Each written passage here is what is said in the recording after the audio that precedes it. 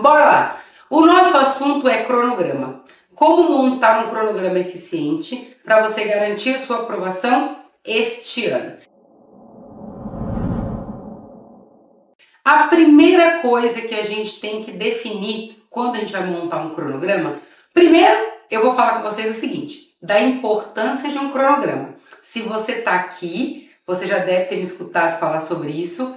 Um cronograma eficiente, preparado para você, é indispensável para a sua aprovação. Então, não tem como passar em medicina, muito menos em menos de um ano, se você não fizer um bom cronograma para você. Eu não estou falando de um cronograma de turma, de grupo, não. Um cronograma individual. Cada aluno tem as suas particularidades, seus objetivos, eu vou traçar eles aqui. Vou falar aqui com vocês como eu monto o cronograma dos meus alunos. Para todos os meus alunos, eu aqui monto o cronograma. E eu vou ensinar para vocês aqui como eu faço, o que eu levo em consideração, como tem que ser feito. Tudo bem? Então, a primeira coisa é você entender que um cronograma feito para você é indispensável para a sua aprovação. Então, tem como passar se você não tiver um cronograma específico para você? Não, não tem. Então, essa é a primeira coisa que precisa ficar claro para você. Cronograma não é uma coisa que pode ter ou não ter. Não é opcional. É decisiva. Certo? Primeira coisa. E aí, agora que eu já sei que eu preciso ter um cronograma, qual que é a primeira coisa que eu preciso levar em consideração quando eu falo, Débora, de montar um cronograma para mim? Primeira coisa, definir objetivos. Como assim definir objetivos? Qual que é a prova principal que você quer passar? Isso é definir objetivos, tudo bem? Então, olha só, precisa ser uma prova? Não. Débora, posso escolher 2, 3? Posso, tá? Mas eu tenho que ter clareza de quais são as provas. Por que isso faz diferença?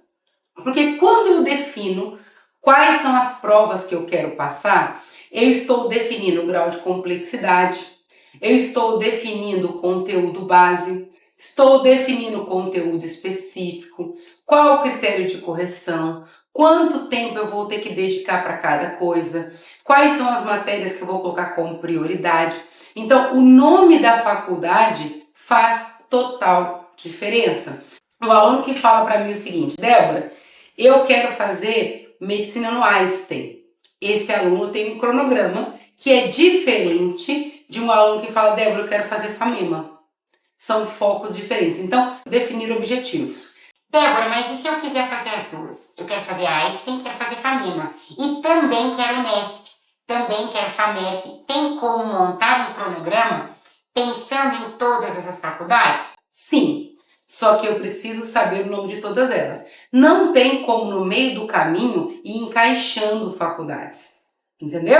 Por quê? Porque o nome da faculdade, o seu objetivo, define o quanto você vai estudar, o quanto você vai ter que se aprofundar dentro de cada conteúdo. Então, não é aleatório. Então, às vezes, tem aluno que fala o seguinte, não, eu vou estudando e aí, depois eu decido em qual faculdade eu vou prestar. Isso significa que você está estudando de forma aleatória, que você está estudando de uma forma genérica e o risco de você não conseguir sua aprovação é gigante. Então, para não correr esse risco, você precisa de um cronograma pensado para você. Então, a primeira coisa que a gente tem que fazer, o que é?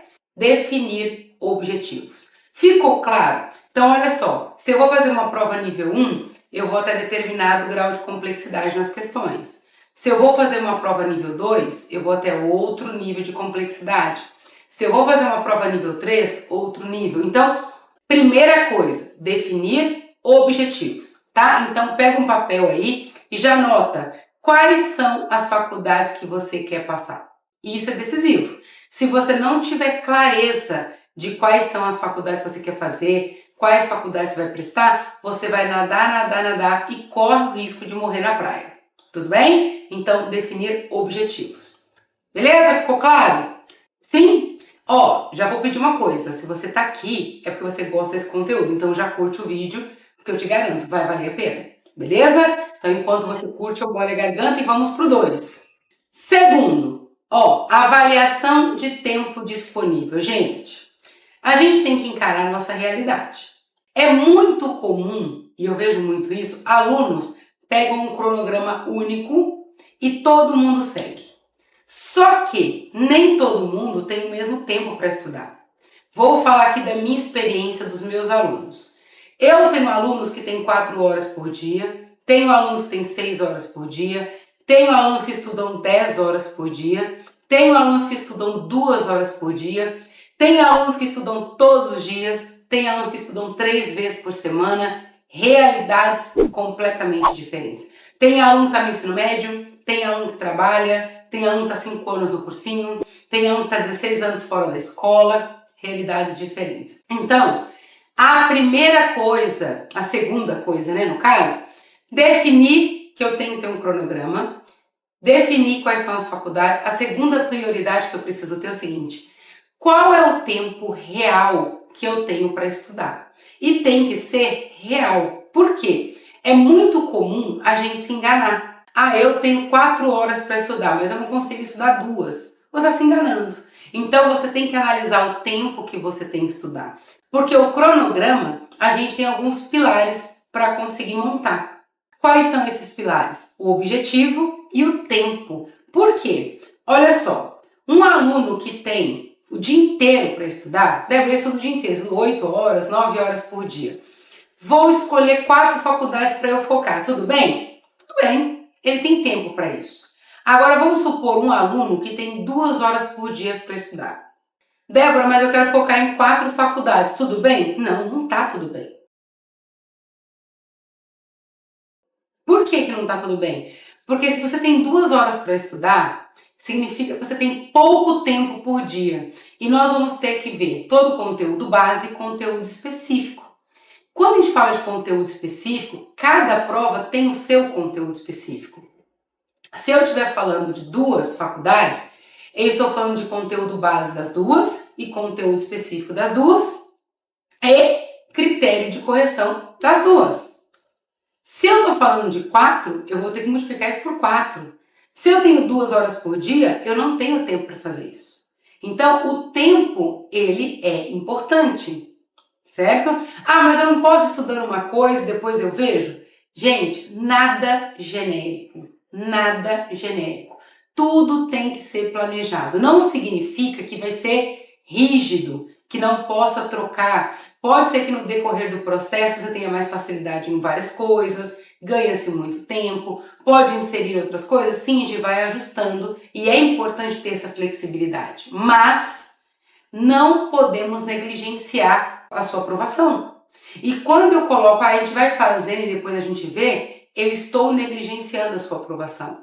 Então o cronograma ele depende disso. Quanto tempo você tem? De acordo com o tempo, a gente analisa as faculdades, vê se é uma escolha real, se faz sentido, se existe a possibilidade. Uma coisa que eu falo com os meus alunos é isso. Quando eu vou fazer o cronograma e eu percebo o tempo que o aluno tem, o ponto da jornada que ele está e qual o objetivo dele, se não for real, eu falo, olha, isso aqui que você está escolhendo não é real, a gente não vai conseguir. A não ser que você se disponibilize mais tempo. Entende? Senão não dá. Isso é muito importante. Então, é um fator decisivo. E aí vai vir aquela pergunta, qual que é o tempo mínimo? Gente, o cronograma ele precisa ser adaptado para você e para a sua realidade. Mas é óbvio que você precisa de um tempo mínimo para estudar. Qual seria esse tempo mínimo? Pelo menos 2 horas. Débora, 2 horas por dia? Sim. Só que, como eu comentei aqui, eu tenho alunos que não estudam todos os dias, que estudam 3, 4 dias por semana. Só que nesses dias eles compensam a semana inteira, eles ficam um período maior. É possível? Sim. Desde que, na hora de montar o seu cronograma, essa realidade seja considerada também. Então, definir objetivos e identificar o tempo. O tempo ele é decisivo para aquilo que você quer. Beleza? Vamos para o terceiro. Identificar prioridades. Agora nós vamos falar a chave.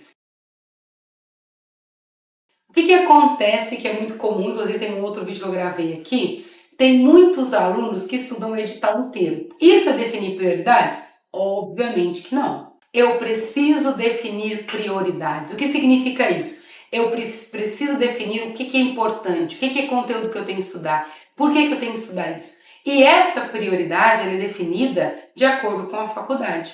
Percebeu, gente, que como o cronograma ele está alinhado? Objetivo, tempo, prioridade.